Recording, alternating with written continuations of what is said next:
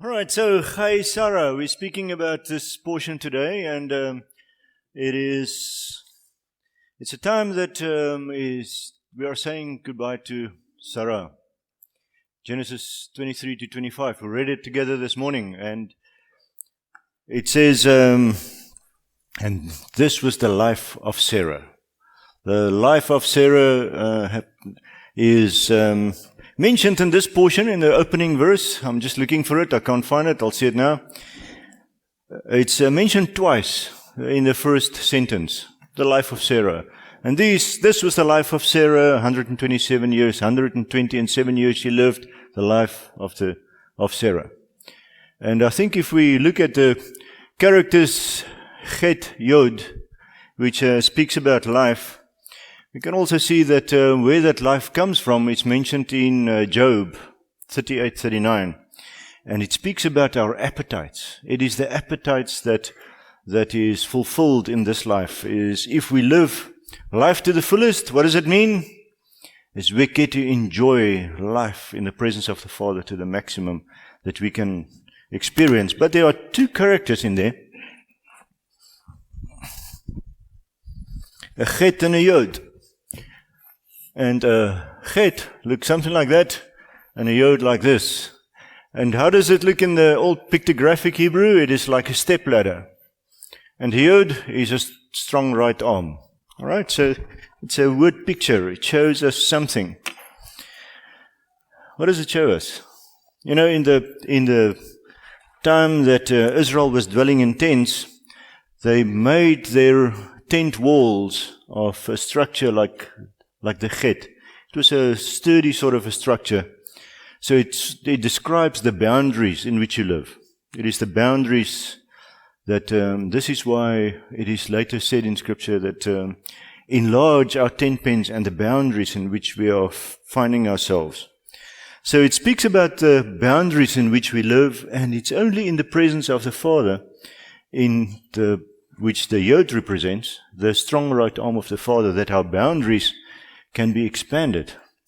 And in the life of Sarah, it seems like an old woman, like Sarah was at the time when Isaac was born. It is, if we look only at our fleshly abilities, the hope is in the past. No more hope. But in the Father, she could experience the greatness and the goodness of the kingdom beyond the boundaries of the physical life. So, what does it speak about us? How do we find our lives? The Chai Sarah is, before I go on and I forget, remember there's a little bit of a connection to the words that Messiah was speaking in Mark 12:28, thereabouts, when the temple authorities asked him, what is the great commandment? What did he answer? Shema Yisrael Adonai Eloheinu. He says, hear, Israel, and you will love the Lord your God with all of your heart and all of your mind and your soul. And that word for "and" is a Greek word. Did you know it was Greek? so and it is, it speaks, the word there, the Greek word is chai. It is a joining word. It's a homophone of this. So it says, how are we being obedient? How do we live our lives? Shema Israel. How do we hear? What is our response? How will we find our lives? It's be obedient to the Father. Love Him with all of our hearts and all of our minds and all of our being, and love your neighbor as yourself. That's how we live. So if you want to experience life, this is the life that she lived. She was obedient to what the word and the calling of the Father was in her life, and it led her to experience rain. There's the rain. So wonderful. All right, so it is a life that was celebrated in the goodness and the mercy of our Father. That's why it was 127 years. It is the maturity and the wisdom and the glory of a woman of 100 years old. It's the beauty of a 20-year-old and the innocence of a 7-year-old, it says. Okay, so the life of Sarah. And in the opening verse, as you can see, it says, and Sarah lived 127 years, the years of the life of Sarah. And it is, Chai is mentioned there and there. So it is, there are two words mentioning Chai in the representation of her life. And once it mentions death, where Abraham mourns her death. So, it is, I thought of a quote, I couldn't find a quote. So this is Buzz Lightyear, it says, to infinity and beyond. Do you remember that stuff that he's saying years ago? Those are my sort of age. So, this was Sarah's calling. She didn't only focus on the life in her tent. She focused on the calling of the Father and the building of the kingdom. And that led her beyond her boundaries. It led her to grow in stature and as a woman to live out the glory and the goodness of the King. So, also, if you think about this portion, on the subsequent years, if someone is buried, if you build a service or a story about someone that has passed away, what do we focus on? What do we focus on? The pain of death and everything that entails in that? Or what do we say? We celebration of life. This is where it started. This was the first mention of a morning service in Scripture. First mention. So, how do we live our life? Or how do we celebrate? How do we honor someone? How do we honor someone in passing away? We celebrate the life that he had and spent in the presence of our King. So, in this time, the word for burying here, the word for weeping actually that is mentioned is, I've got it further on, I think. Let's just go on. There it is. The word for weeping is baka. And one of the Yods and Titles that Messiah mentioned, the Yods and Titles are smaller and bigger characters out of that we normally expect them, is a smaller calf. And there's a message in there. And the word for bait, shall I draw it for those who might not know? Let me just do that. First, we must restore the wall to its original condition. What is the word that I'm speaking of? Baka. Just remember me. So it is a bet, kuf, of a calf and a hay.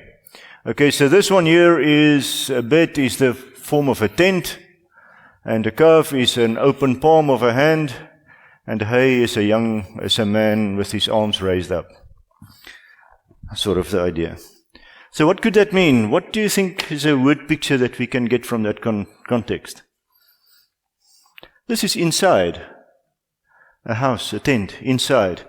Remember when you have, like the first word in Scripture, Bereshit, it's in beginning. No, it's inside. So the bait denotes the position. So that's in.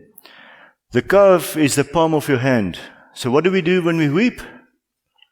What do? We put our eyes inside of our hands. We cover our face with our hands and we weep. Alright? But why is the calf diminished? The calf is smaller than the rest of the characters. The wisdom that they reckon in that is that if we are found in our Father, if we are putting our hope and our trust in the life of in our Father, then our weeping is diminished. Because we know, Paul says, we don't weep like the nations do, because we know there's a hope and there is a future. We will meet each other again. So out of that weeping, there will become a revelation of the plans, the realization of the life that this person has lived, the revelation of what Sarah's purpose was and what she brought into the kingdom. And I think in our lives, this is a challenge. And when I was thinking about this, I was reminded of Laurie that spent his life, remember, I don't know, very few of us knew him in the time that we had the old building. And at that stage, he was driving a taxi. He was a taxi driver, and he was sitting outside every time because he couldn't come inside. So in those days, he was listening through the walls, sort of thing. And it was a problem to him. And when he retired recently, he joined our community on a Shabbat, and he celebrated with us. And so we should remember the goodness and the mercy and the kindness that the Father has given to us. But we can only have a relation of that when our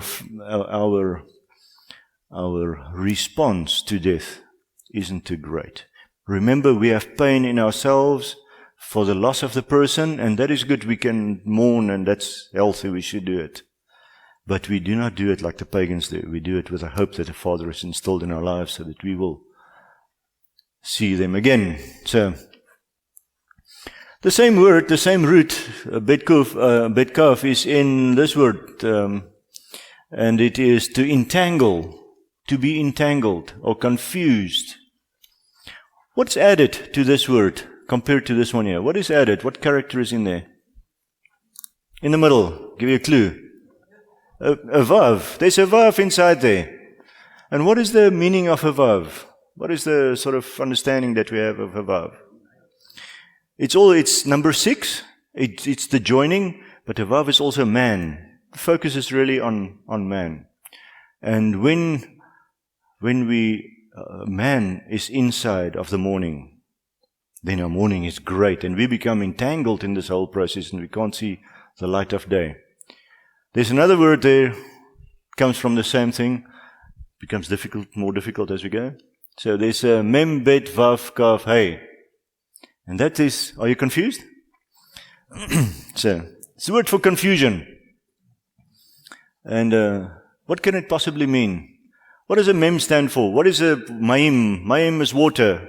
It is water in the house. The bet is in.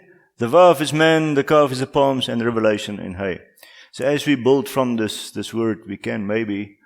When are we confused? It is when chaos is inside of man and our palms are too great so that we can receive the revelation of our Father. So we should, even in mourning and the things that we experience, we need the revelation of the Father to limit things that our expression, so that we can always glorify Him in whatever we experience. One question. So last week I had a question. What was the major question last week about Abraham? Was he a good father? Remember, did we find the answer to that one? We did. What was the answer?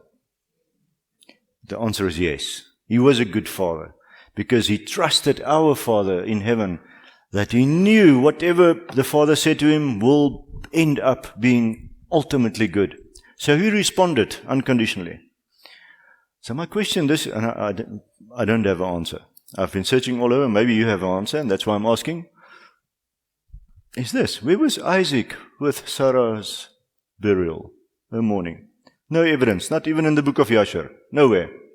He's nowhere to be found. So maybe you can think about this.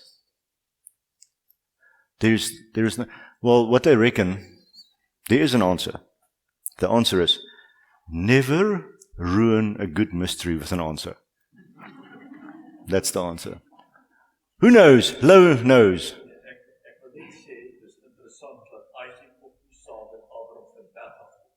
Yes, remember from the Akedah, from the time with the binding of Isaac, then as Abraham returns to his slaves, to the young men that were with him, we miss the presence of Isaac. From there on forward, he's out of the picture.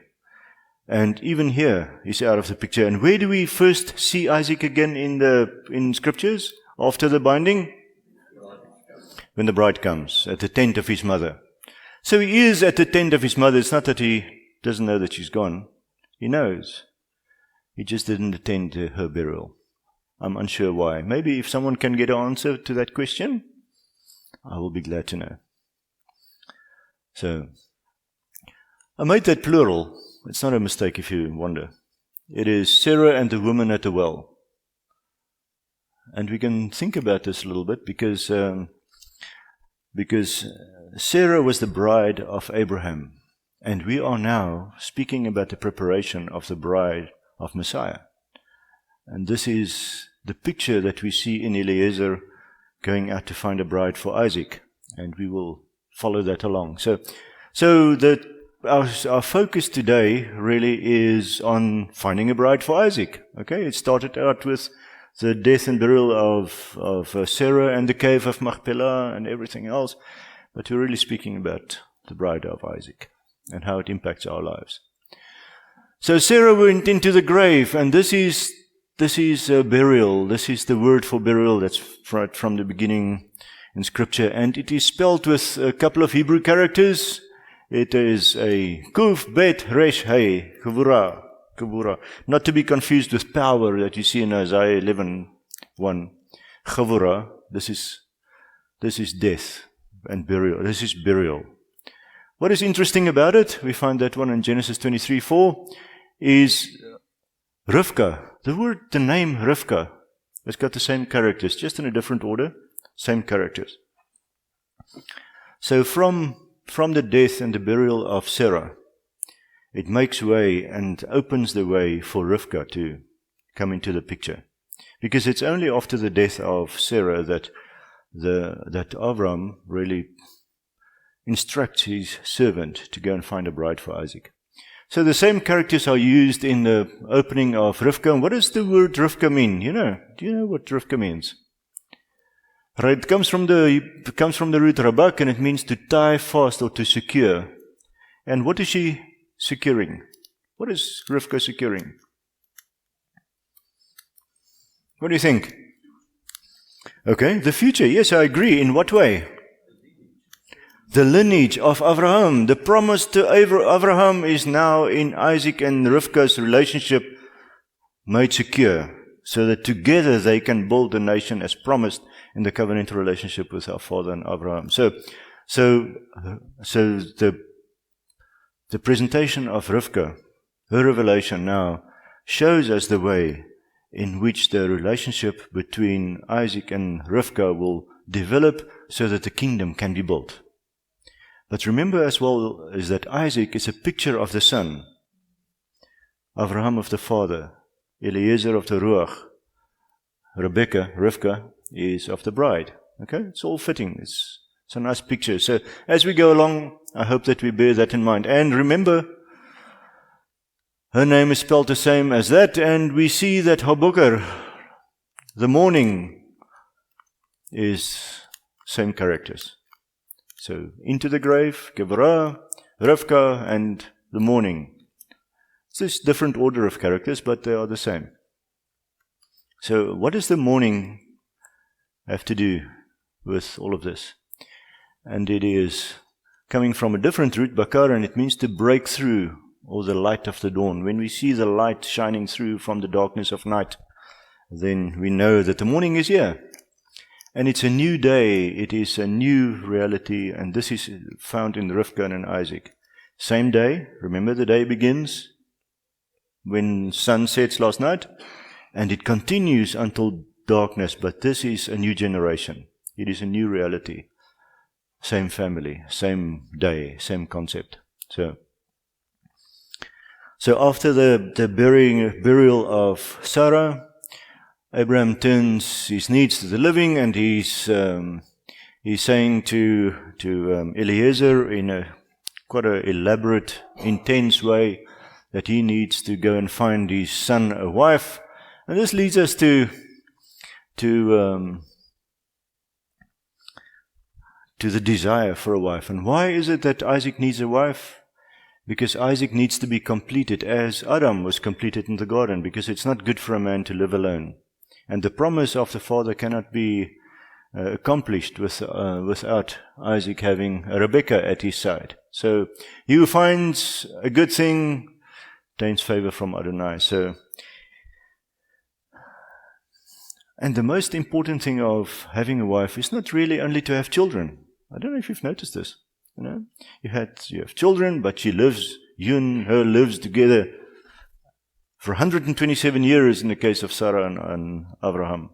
And it's the quality that you build into one another's lives and shaping one another's lives to live out a life in the kingdom. So that's why it's important to find a good wife. And this is why Abraham didn't just want someone that can have a child with Isaac. He wanted to have someone from his own kindred.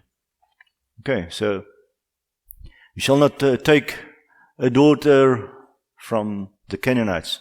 Why not specifically the Canaanites? Why does he mention the Canaanites specifically? It's a descendant of Ham. What happened to Ham? Ham was cursed.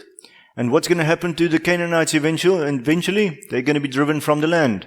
They are not the inheritance of the land. They are not the inheritance are not in Ham, in Canaan. The inheritance is in Isaac. So do not take any of the daughters of the Canaanites, but go to my brother's house and find a daughter there. Just Nahor never features in this whole deal. I suppose he's sleeping. And so, as Eliezer goes out, and in Bereshit 24:11-14, now Eliezer, we don't know really if it's Eliezer because the servant's name is never mentioned in this whole chapter, in this whole story. But we know that he was the head servant, and it would make sense that it's Eliezer. And even his name is, what does Eliezer mean? Eli, my God, Ezer, helper. Speaking of the Ruach's the role in our lives. So it would have made sense that it was him that went out to search for a bride for Isaac, just as the Ruach is searching for a bride for Yeshua, our master. Okay, so he goes out with 10 camels. 10 camels. And he meets the bride at a well, ayin. A well is the same word. And as he comes with the gifts of the kingdom, the gifts of Abraham, he meets the bride at the well of revelation. Okay, so that's where he meets her. What's her response then? And this is our challenge in life, and the challenge of man is, how do we respond when we encounter the Ruach and he reveals the Master to us? How do we respond? And I think this is the story, this chapter is all about that. And this is his desire. How is he going to identify the bride? How will a bride be identified for his master's son? And there are certain tests that Eliezer puts in place. And in the process, the bride will be taken from the place that she lives.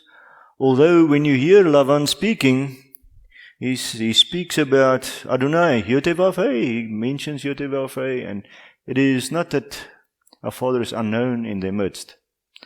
But do they live the life that resembles the kingdom life? It doesn't seem like that. So from this well in the presence of ungodly lifestyles, she will be taken away. And we see that Eliezer, in verse 23 of chapter 24, what is on what point does his choice of a bride, on what does it stand? When does he make a decision? This is the bride for Isaac. What is the one point, single point? The kindness that she shows to serve him. No, was Eliezer alone? Could he do his own thing? Was he alone with the 10 camels in this caravan that he traveled with? No, he had some young men with him. So why didn't they just get up and do the thing? Is it polite even to have a young lady serve you when you're sitting on your chair? You know? This was a test. So what she does is she lowers a pitcher, and the pitcher means to deepen. What will be deepened in her life while she serves? What will be deepened? What will happen in her life? What does she do? She takes a pitcher and she lowers it down in a pit, in a well, to find water at the bottom. And remember, our lives are deepened as we are researching and studying, and as we get to know the character of the Father better by submerging ourselves in the water of the Word. Okay, so I think that means something in her life. So she shares the goodness of what was bestowed on her with the people around her. And James makes a little point of this, and he says, let your faith and your actions go hand in hand as you live your life. And based on that fact, Eliezer made a decision. Apologies, I only finished this 7:30 this morning, so I'm discovering as you do. So let's talk about this idea. The women and the wells of Scripture, especially the Torah, is mainly betrothal scenes. Have you noticed this? We begin with, in Genesis 24, with Eliezer and Rivka, but the theme is always the same. There is a young man, or there is a person, a man, that travels to a foreign land. And when he arrives in a foreign land, he gets to a well. And then he doesn't help himself to the water of the well, but he asks the young lady that will arrive, mostly a beautiful young lady that will arrive at the well, to give him some water. And she eagerly does so. And when she does, identifies her as a bride, he goes to meet her parents, and they marry. It's always the case. So this is a theme in Scripture. And we will list all of them as we go along. But I think if we just keep that idea in mind, then we know that Abraham's servant, whoever he was, met Rivka. So was this a personal connection between the groom and the bride at the well? No. What was the main point that a decision was made in who the bride was in this story? Is her kindness and her actions that accompanied or that showed who she was in her heart. Okay? All right? And to her family, what was the main selling point or motivational point to her family? In this case, there's a couple of physical, and we'll go through those points now, and showing how they decided that this is the right husband for their daughter, their young daughter. So firstly, first instance is there was some distance in making this decision. It was a facilitated marriage. The next one was at the same well, Yaakov goes and he meets his bride from the same family. And but he meets her personally, and then he goes after he cried out, as one does when you see a beautiful girl in that time of life, sort of deal. Then he went to the household, to Lavan, and he works for a period for a bride. And who does he get? The other bride. He gets Leah, not Rachel. And then he needs to work for another fullness of a period, 7, another fullness of a period to get the bride that he initially identified. So if you think about that picture, this is a picture of Messiah. The picture of Messiah that goes to a well and he identifies a bride and he comes to a place where he labors to marry or to come into relationship with a bride. And first he meets Leah, and then eventually he marries Rachel.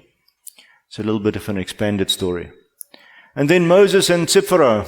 It seems like the intimacy or the connection with the man and the woman intensifies, as well as the relationship with the family. So in this case, they've got to be motivated through different ways to release their daughter. In Jacob and Rachel's case, Yaakov has got to work in the household, so there's a close relationship there. But what about Moses and Zipporah? He goes to a well in the desert, Midian, somewhere, and he sits at the well, and there is a beautiful young lady and her sisters that comes along. And in the movie, have you seen the movie? The shepherds of the environment comes along and they oppose. Well, this is actually scriptural. They oppose the Zipporah and her sisters, driving them away from the well. And Moses picks up a rock and he impresses her with his might and his forearm strength, and he crushes a rock. That's just in a movie. And but he drives away. He drives away the shepherds, and he goes to the family, and he marries. And what is the relationship between him and his father-in-law? Is it the same that Yaakov or even Isaac had? No, he honors his father-in-law, and his father-in-law honors him. In this instance, this is wealth that comes along to Rebekah and impresses Lavan. Jacob was a runaway. Jacob was a runaway that was running from his brother, and he had to work his way up. Moses was a criminal from Egypt at that stage, but Jethro saw his heart and he brought him into his household. Okay, so it's interesting how it develops. So as we see Rivka, and this is also in our lives, someone sent me an image that I've thought is quite relevant to our story today, is all of us are experiencing life in a comfort zone. Who's not comfortable here and where you are at? In the place that you are at the moment. Are you comfortable or aren't you comfortable? If you're not comfortable, come see me. We can make a plan with this. All right, we can give you a challenge in life, because this is how you get from your comfort zone to a place of growth, is that you can arrive in a place of growth if you can deal with your own fears of lack of self-confidence, and you've got some excuses not to do certain things. But if you can overcome those fears, and you can acquire some skills and extend your comfort zone, then you will land in a place where you can grow into setting of new goals that aligns with Scripture, or even in our case in the spiritual world, and find your purpose and live out your purpose and live out the meaning and the purpose then for you being a part of this fellowship, this group of people. And that's the good news. The better news is, once you experience this greater reality of your growth zone, if you live in it for a month or 2 months, what will happen? It will become your comfort zone. And you're open for a new challenge. Remember, this is the widening of our territory and the enlargement of our territory. And this was Rivka's challenge, that was Rachel's challenge, that's all of our challenges in life, is how do we deal in the face of our Father, in relationship with Him? How do we grow and expand our lives so that we can live in His ways and truths? So in this story, let's focus a little bit on Rivka. Eliezer, coming to town, stops at a well, local fuel station, and he meets a young girl, and now the story develops. Okay, so he identifies her with a test. Test is, what was the test? I'm going to sit at the well. Father, please make me successful in my mission. I'm going to sit at the well. I'm going to wait for a young lady to come, and then I'm going to ask her to give me some water and give water to my camels. And if she does so with a willing heart, she will be the young lady. And when this happened, and the whole story played itself out at the well, and she received a nose ring and 2 golden bracelets on her hands, she ran to the house. It says in verse 28, then the young woman ran and told her mother's household about these things. That's the whole story. That's a full report. Okay? It's interesting because normally it's the other way around. Because normally it will be the young lady that's full of words. But in this case not so much. We've got Eliezer that's really expanding on the topic. And there are 2, in the story that follows, there are 2 perspectives. It is Moses that's telling the story, the narrator, and then Eliezer as he tells the story to Lavan. So let's just follow it. And it's done in a way that tells us a story, and that's the next section that I would like to focus on. How do we experience, and what's communicated by Eliezer to Lavan? Firstly, Genesis 24:1. Abraham, the narrator says, Abraham was old and well stricken in age, and Adonai has blessed him in all things. It's enough for us to know. If that story landed up with Lavan, Eliezer comes to Lavan and he says to him, Abraham is blessed in all things. Lavan would think, I'm blessed in all things. I haven't got lack of much. I can live. I've got a tent, I've got camels and whatever. But what Eliezer says, is I am Abraham's servant. And Adonai has blessed my master greatly. He has become great. He has given him flocks and herds and silver and gold and men servants and maid servants and camels and asses. Okay? The root word of that is donkeys, not politicians, it's donkeys. So it is Genesis 24:4 is, the next point is, so what is the first point? It is the accumulation of wealth. In detail. It's in detail. It's not just one point. The next point is, you will go into my country, to my kindred, and take a wife unto my son Isaac. This is what Abraham tells Eliezer. What does he report? What's the process that he followed to get there to Lavan? He says, Abraham told him, you shall go unto my father's house, unto my kindred, and take a wife unto my son. You see, he added a little thing there. Into my father's house is not mentioned in the first place. So why is the father's house included there? You see this in the next one as well. And he said, O Adonai, Elohim of my master Abraham, I pray thee, send me good speed this day and show kindness unto my master Abraham. In the first place, and when he reports it, he says, and I came this day unto the well, and I said, Adonai Elohim of my master Abraham, if thou go and prosper my way, which I go. She leaves something out there. What does he leave out? He leaves kindness out. Did you see it? Show kindness unto my master Abraham. And if we dwell a little bit on this verse, it's amazing, because when he prays, he doesn't say, I am traveling to a different country. And give me good speed. Now, I don't know how I pray that while traveling on a camel, but give me good speed.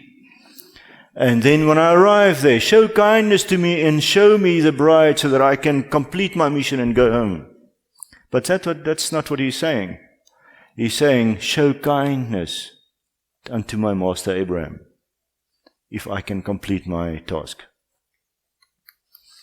So, if we live our lives, and we ask the Father to make us successful in what we want to do, and what I want to do, this is not kindness that's shown to us. It is grace. Chesed, that's the word chesed.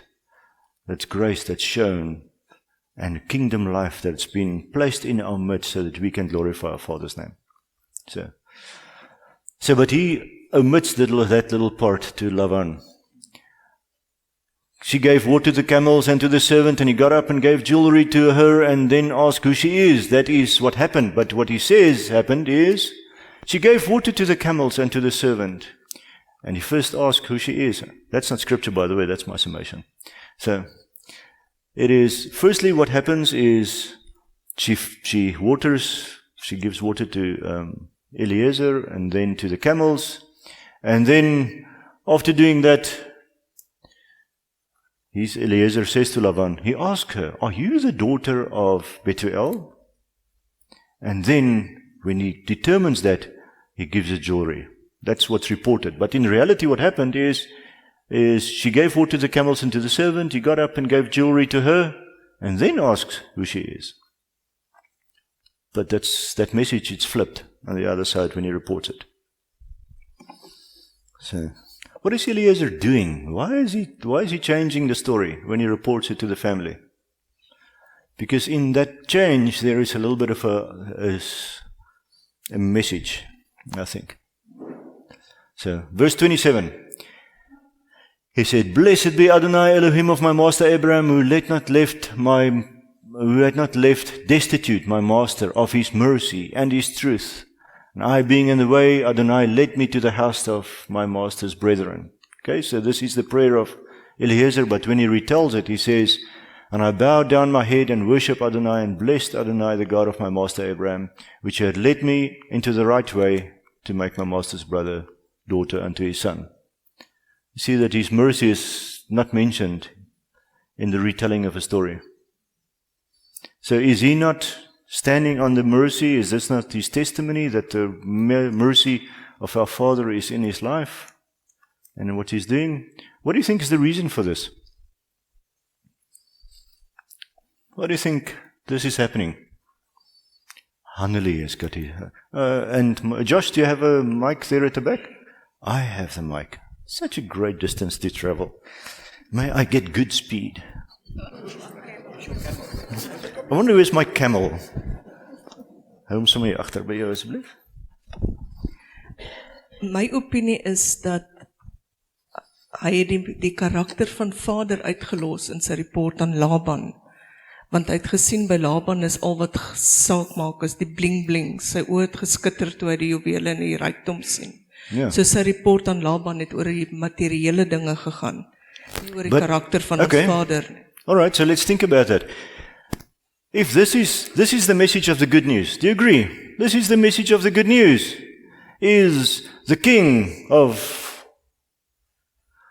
well, the master Abraham is now sending out a missionary into the nations to find a bride, to bring back and to accomplish what our Father has sent him to do. This is the good news. And why is the good news altered in the retelling to Lavan? Why is it altered?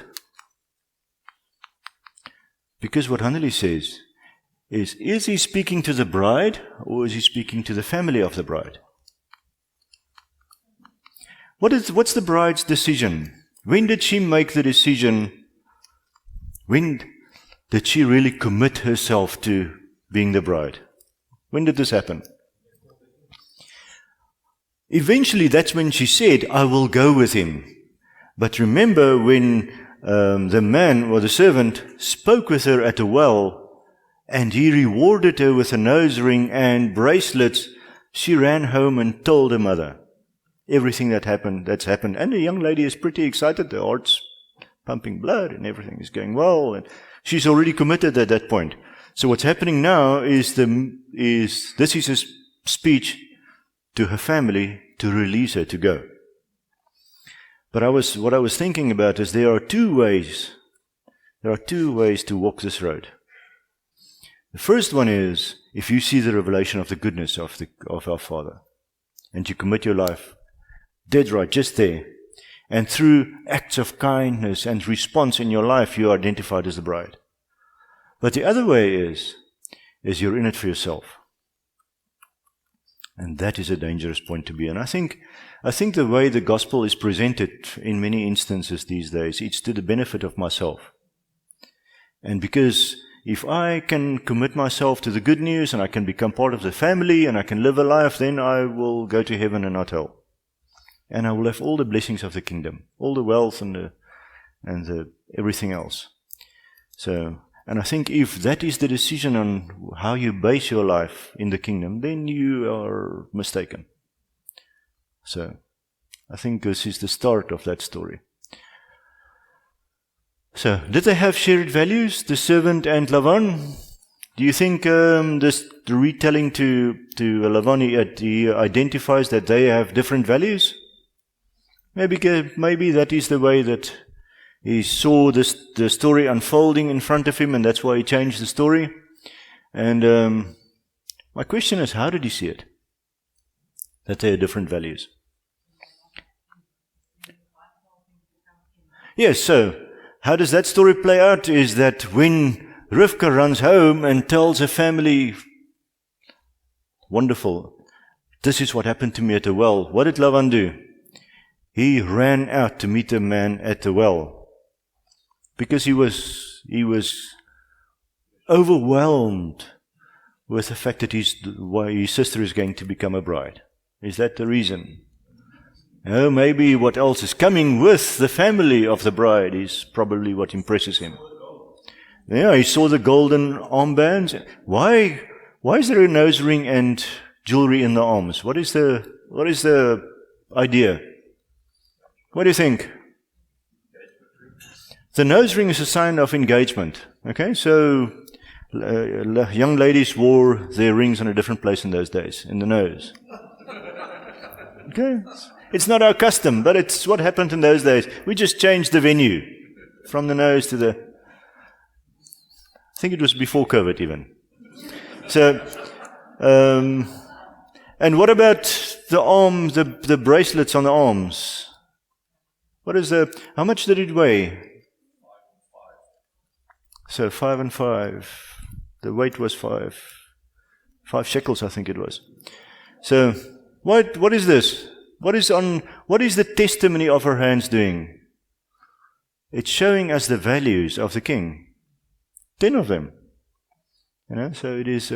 So she's committed in a relationship, and now she is acting out the evidence of the same that Eliezer would like to see.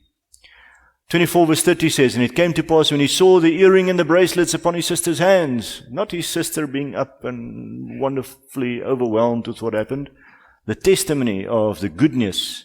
And we heard the words of Rebekah, his sister, saying, thus spoke the man unto me, and he came that he came unto the man. Yes. So what happened is he saw the testimony, and then he came unto the man. And behold, he stood by the camels at the well. The man stood at the camels. The he and what it's a little bit confusing. I don't know. It's not even Paul that was writing this.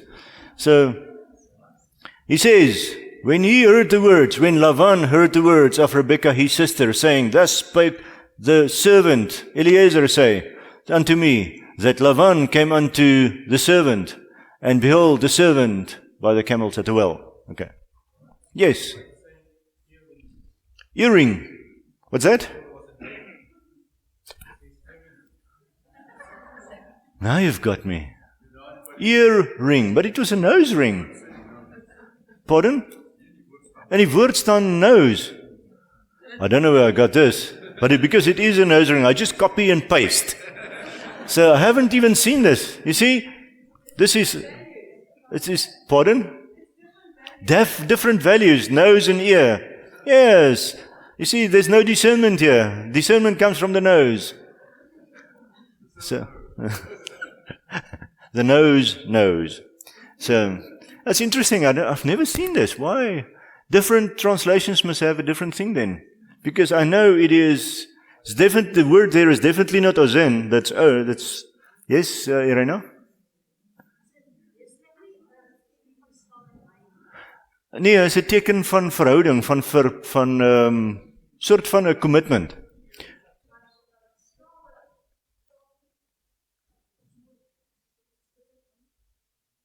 My vraag is of 'n neusring nie 'n teken van slawerny is Ek nie. dink is eienaarskap. Ekskuus tog? Ja. So a ring, I think the rings, I think my wife is overwhelmed with knowledge at the back. We'll give you a chance now.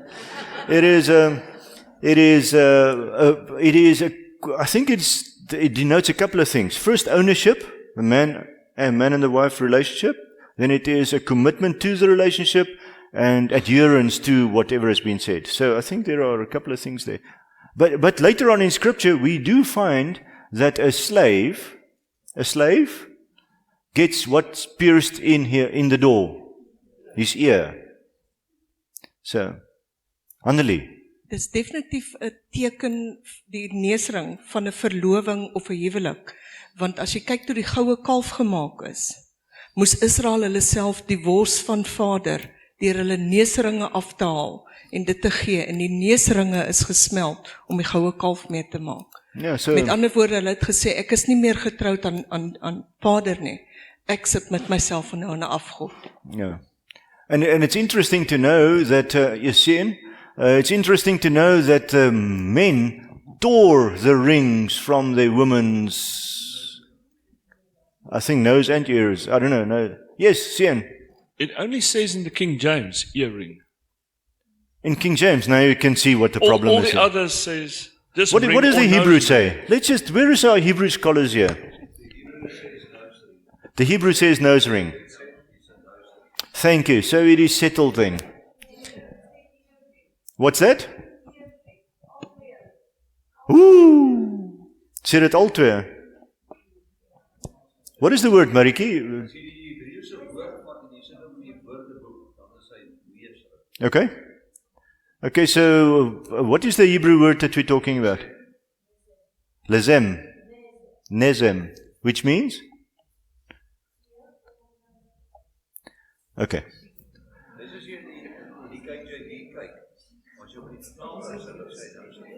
Okay, so we're undecided. It's a good thing, a mystery. must never be ruined by an answer. Listening to everybody. Yes, what are you thinking? Sorry, I'm just what are you thinking thinking to about? everybody. Her actions was a sweet-smelling sacrifice Yes. to the Father, and if we shall mar, we will hear and do Yeah. and obey. So I think it's both. It's, I think, I'm not sure what the word is, Nazem. I'm not sure. We'll have to think about this a little bit, but all your senses are there to be redeemed back and taken back to the Father. So I don't think the one is better than the other. I just think it's interesting. We must get to the bottom of this. I think the nose knows. Okay, last question on this point. Irena. Shema Israel. Hanlie? Yes. My ook nou, hulle het uit ek dink nou net, hulle het uit slawerny uit wat hulle nog besig was toe hulle uit Egipte ons uitgekom het, toe hulle daai neusringe gegee het, is dit nie nog iets om van af ontslae te raak ook nie. Ja, maar onthou, die punt was, wat sy gemaak het is, the point was that they were standing at the mountain, committed in a relationship before the Father with their jewelry. No, it's adi, they are adorned with jewels that the Father provided for them in Egypt, that they came out with, which is a weird connection maybe, and I think that there is something that we need to think about it. But when they committed their lives to idolatry, the rings were torn from their faces, and they just threw it in the fire, Aaron says, and the calf jumped out. Okay. All right, so that's not, I don't think, maybe that's to the bottom, getting to the, no. Evolution has got nothing to do with it. All right, so 31, verse 31 says, he said, come in, O blessed one of Adonai. This is what Lavan says, just to get back to our story. This is what Lavan says to Eliezer. He says, come in, O blessed one of Yotevavhe. You see? Why do you stand outside of our household? For I have prepared the house and a place for the camels. He's a very quick thinker, this young man, because it says that when he heard the voice of his sister and he saw the bracelets, he went out to meet. But in that short little while, he've already prepared the house and a place for the camels. And the man came into the house. Who came into the house? Eliezer came into the house. And who ungirded the camels?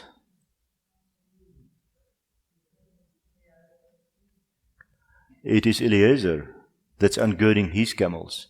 And Eliezer gave straw and provender for the camels, and water to wash his own feet, and the men's feet that were with him. Laban never treated him with hospitality.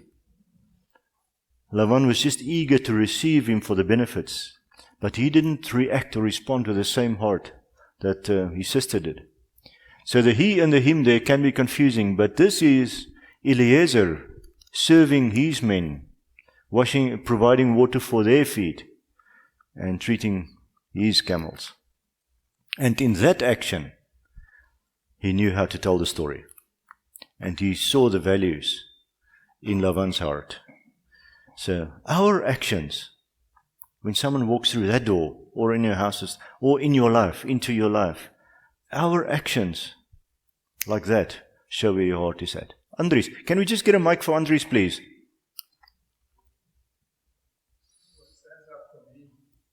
What stands out for me is the way the servant spoke of Abraham as his master. Laban doesn't acknowledge his submission to his dad. Oh, yes, of course. And that tells me... Yeah, where his heart is at. Yeah, so what happened to Nahor?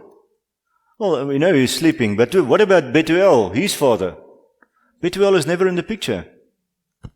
Abraham is not in the picture either. But he acknowledges. But he acknowledges him all the time. Correct. While Lavan stands up and he is the master of the house, while he's the brother of Rebekah. So did he share Abraham's values? So we never see him treating Eliezer with any respect or any kindness or any compassion or hospitality, and Eliezer knows. So Eliezer needs to speak their language to extract the bride from their lives. And because of that, the chesed is hardly ever or never mentioned in the retelling of this story. And it's interesting to me that in the life that we live in these days, is chesed is the main point that is taken out of context, and the responsibility of the bride is removed. So this story has actually been turned upon its head in our modern lifestyle. So in the telling to the family, Eliezer makes it known that he knows that the family has got nothing to do with chesed, although he knows where her heart, Rebecca's heart, is. So when he tells the story, he focuses on family. We are part of the same family. Abraham said, go to my kindred's land, the land which I come from Haran, and to my own family, my father's household. That's what he tells, which actually is never the instruction from Abraham. And Abraham expands on all the wealth that he has, and I was wondering, Israel, does Israel show kindness, the modern Israel, the one that we see on the map today, and the people that live there? Do they show the kindness of Abraham to their Mid-Eastern brothers? Ek dink so, want as jy kyk na die behuising, ek vat dit nou as 'n voorbeeld wat ek hou daarso. As dit baie beter behuising as wat ons regering vir eie mense hierso wat. Okay, all right. So the compassion to the Arab people in the land, that's what you're saying, is that they are accommodating them. Yeah, medical help, etc. And we know that if there is a crisis in the world, someplace, an earthquake, a whatever, then Israel responds in a flash. Normally, the first ones to respond, and they are there to show compassion and treatment. And what is the kindness? Just use the mic, because the people on YouTube are contacting me and showing me chesed. Perfect. But later on we're going to see that he says something about the people that hate you. Just read a little bit further on, and that's a bit confusing. And that's the people that hate him today. Yeah, so the context is Lavan says in his blessing to Rivka, he says, may you possess the gates of your enemies, so the people that hate you. Okay, so that's a prophecy over Rivka's life in the presence of Isaac. I think this is a Balaam moment for Lavan, is he speaks a word of truth for a change. Because remember, what does Lavan mean? What does the name Laban mean? Lavan? Yeah, it's like a false whiteness. So he's white on the outside, not so white on the inside. And so Israel does show the kindness of Abraham to their family. What is the real kindness of Abraham that needs to be communicated? That would make a difference globally. Well, the kindness of Abraham is really the reality of Isaac, which is the son. But Abraham's sons at the moment is still battling with that issue. And I think this is why we get subsequent brides at the well, that we see Yaakov and Rachel is a picture of first Leah, which represents the nations, is taken as someone that spends time with Yaakov, and then Rachel afterwards. So unfortunately, because I think the story gets a little bit mingled as we go along. So the blessing that Israel, if we think about from Lavan's perspective, what blessing is Israel bringing to the world? Well, that is on the spiritual level. This is what Israel has been doing right from the beginning, preserving the word and sharing. This is why we have the word today, is because of Israel. Okay? So that's actually linked to the first point. What does the world see? The worldly people, what do they see? What value do they see? Because the word aspect is now Rebecca's perspective, the perspective of the bride. But the perspective of Lavan, what do they see in Israel's benefit in the world today? Medical science and and agricultural science and technological advances, and it's great. So aligning themselves with Israel is probably not based on the promise that has been made to Abraham in terms of the spreading of the light of the kingdom, but more so in selfish ways. And I think this is why the relationship with Israel is up and down in the world, because they see a benefit financially, and when they make a wrong decision, then they turn against Israel and for Israel. But eventually, as we see, this might be a short rabbit trail, but I think in the world today, the world has made a change. A course change. Have you seen this? Have you noticed it? Remember, if we start with the people that they hate first, is in the countries that the Muslim faith is the prominent faith, they have linked government and spirituality, because they are ruled by Sharia law, mostly. Okay? And this is where they are growing into. That's their desire and the direction they go. So, what about Israel? Israel has always been a democracy that has split the government and religion, faith. But I think in this new government that Israel is now assembling, and Bibi Netanyahu and the right Orthodox, ultra-Orthodox people, nationalism is growing, and a greater focus on the Torah. And this is what the people are saying, is that they are going to rule according to the Torah, to the principles of the Torah. So now Israel is linked in terms of government and religion, the faith aspects. What about the rest of the world, though? Where are we? What's happening with us?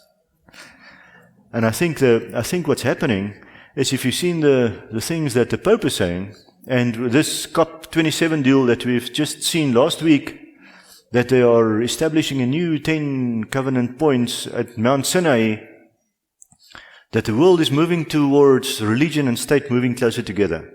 Worshipping of Mother Earth is becoming a religion, and we are moving closer together. So I think in the days to come, we are going to make decisions based on what we believe internationally. And the faiths are linked, or the faiths are standing apart, and we need to decide, what do we think about Israel? And what is our position according to Israel? And our Father in that respect. So that was a rabbit trail. Johan? But yes, where are you? Die interessant wat jy nou noem. Die plek waar hulle hierdie kop hou is Sharm el-Sheikh. Yeah, it's not the real Sinai, by the way. Dit beteken Bay of the Old Man. En daai old man beteken wise. Bay of the wise.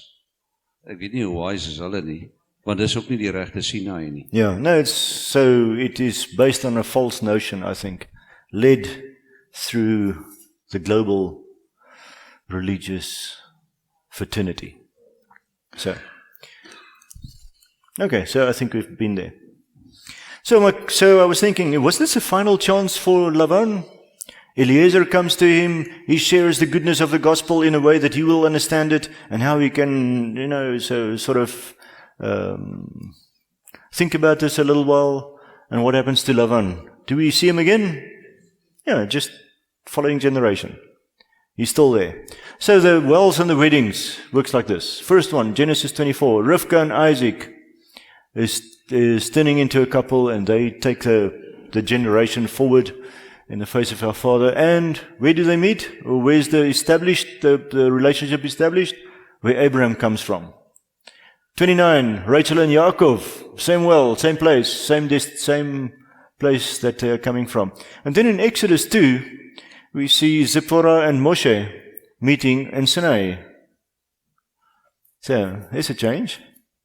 They're meeting in Sinai, and a good relationship between the nations and Moshe, and we see in John 4, Yeshua and the Samaritan woman meeting on the doorway to the kingdom, Shechem. And we are all the way going to Yeshua and the bride in the New Jerusalem. So we're starting in the nations, in Haran. We're going to the place where the Torah has been given. We're returning to the land, and we're heading to the New Jerusalem. That's sort of the trend in Scripture, isn't it? That's sort of what we expect. So, let me see. I hear the coffee is being prepared. Shall we stop there? I've got 6 more slides. Yes, Everett. Just push it upwards. Let your voice Short be heard. Testing. In 3 testimonies. That's good. Just a short comment there. The previous slide is also where the covenants are renewed every time. Okay. First with That Abraham. was Exodus 12 verse 1, Genesis 12 verse 1, where the calling of Abraham. Yes. Okay, the place that happened. This is the place of the covenant in the wilderness. Yes, and in Israel and in New Jerusalem. Yes, those are places of covenant. Yes, you're right. Thank you. Thank you. I didn't see that. Great. So the original woman of the well was Rivka. That we know. Genesis 24. But now in John 4, we see that we're going to another woman at the well. It's sort of not a picture that we would expect. The lovely, young, pure maiden approaching with a pure heart and a willingness to serve. Because, in effect, the Samaritan woman was presented by the Son of the living Elohim. She saw the bridegroom standing in front of her, and she couldn't recognize him.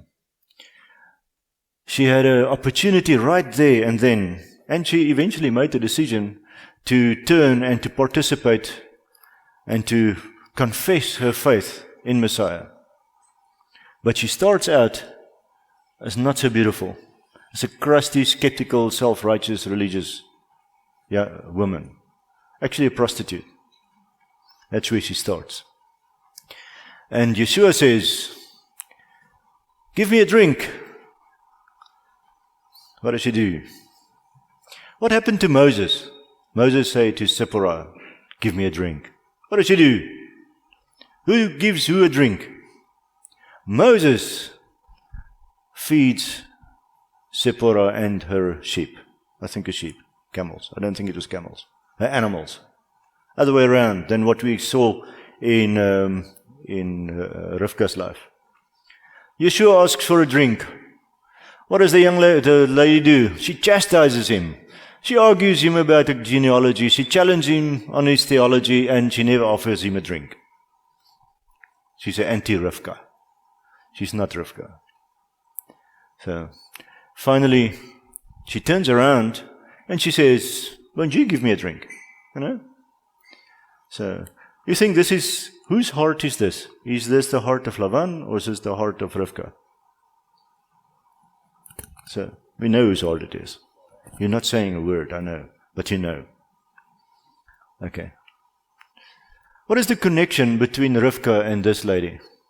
What is the connection?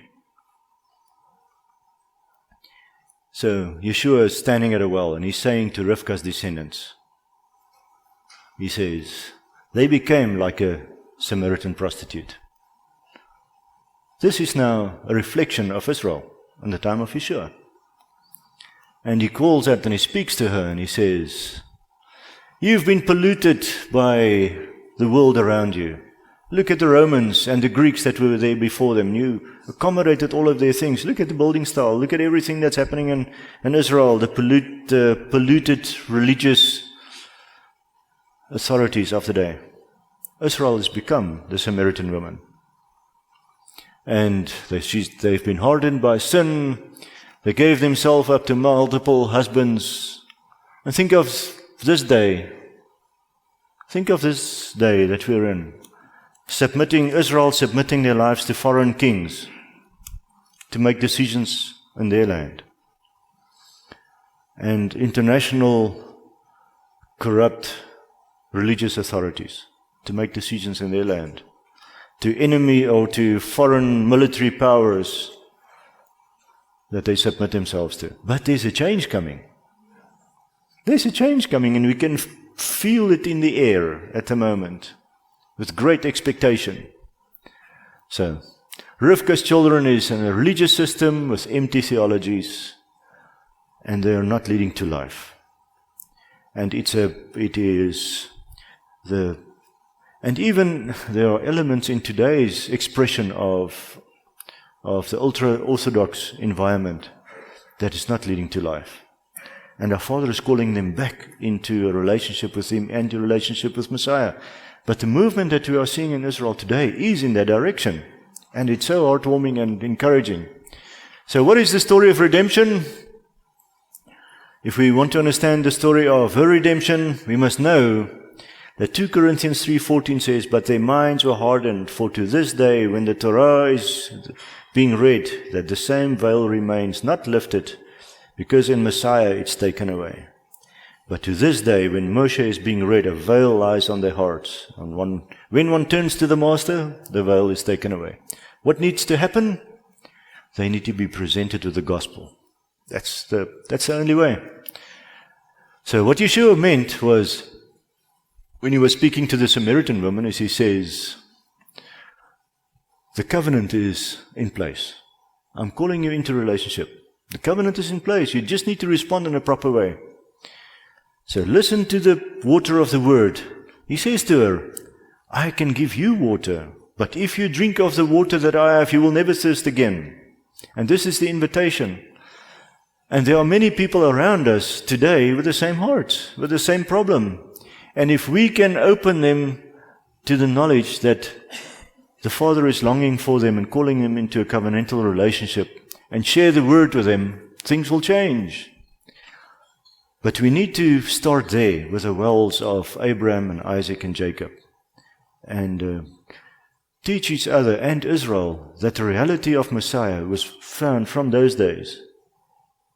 So if they've got the revelation of who He really is, things will radically change. So He came to open the well of living water and cleanse her of every spot, wrinkle and blemish that we see in Ephesians.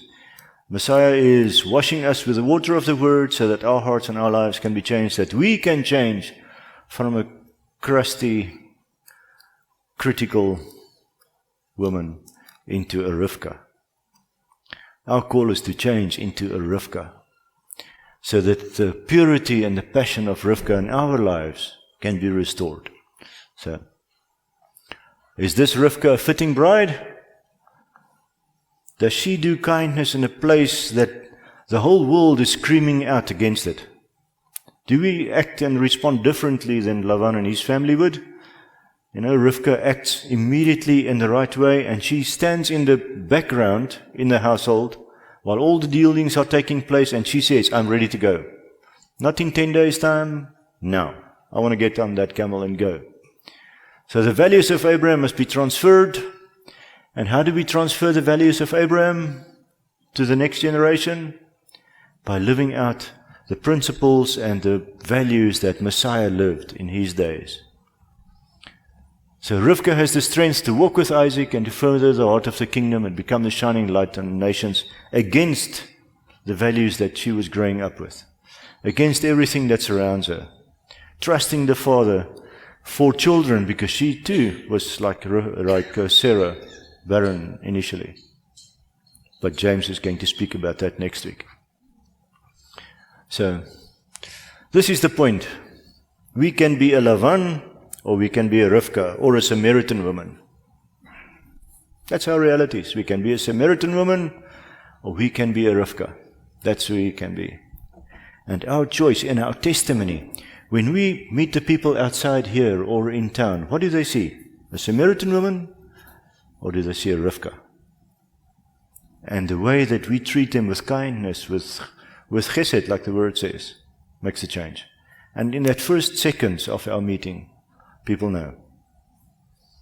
So we can know the Torah. Remember, there is a problem here. The Samaritan woman knew of the word as well. She says, our fathers have been worshipping on this mountain forever. And how come?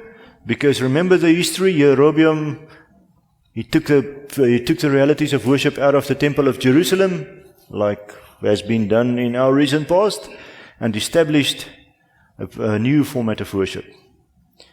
And we can be that woman. Or we can be a pure Rivka, being washed with the water of of the word, taking a picture, her hand, and dipping it into the well, into the ayin, into the revelation of the water, and watering. That's our choice. So, I think the story of the betrothals of the women with the E at the wells are significant. Vader, ons dankie dat U ons geroep het as die bruid. Dankie vir die genade wat U vir ons gegee het. Vader, en ons weet as ons die storie van Eliezer lees en hoe hy die bruid gaan soek het, dat die idee van genade, van gesed, die oorweldigende realiteit is. So Vader, ons dankie vir die genade wat U in ons betoon het, terwyl ons is lyk en ryk soos 'n Samaritaanse vrou. Romeine sê, terwyl ons nog die vyande was, het U ons geroep en U seun vir ons gestuur. Vader, sodat ons skoongewas kan word met U woord en deur U genade alleen, Vader, word ons gereinig en voorberei om soos 'n Rivka te lyk. So help ons, Vader, in ons gesprekke met die wêreld daar buite, dat ons nie die boodskap van die Samaritaanse vrou het nie, maar dat ons die boodskap dra van Rivka, wat sal maklik dien, wat sal help om water te bring, die water van die woord, sodat lewe sal kom daaruit, vir mens en vir dier. So dankie vir die compassion, die boodskap van compassion wat ons kan uitdra in hierdie wêreld. Die Vader, help ons om weg te bly om met die wêreld te praat oor die toldot, oor teologie, oor dinge wat die Samaritaanse vrou opgebring het. Want dit bring nie lewe nie, dit bring dood. So dankie Vader vir U genade in ons lewens en die wysheid en die insig wat U vir ons gee, as ons U volg in die krag en die sterkte van die Roog. Vader, mag ons elke dag op 'n nuwe vernuwe word en die Roog oor ons kom elke dag, sodat ons in die wysheid sal wandel. Amen.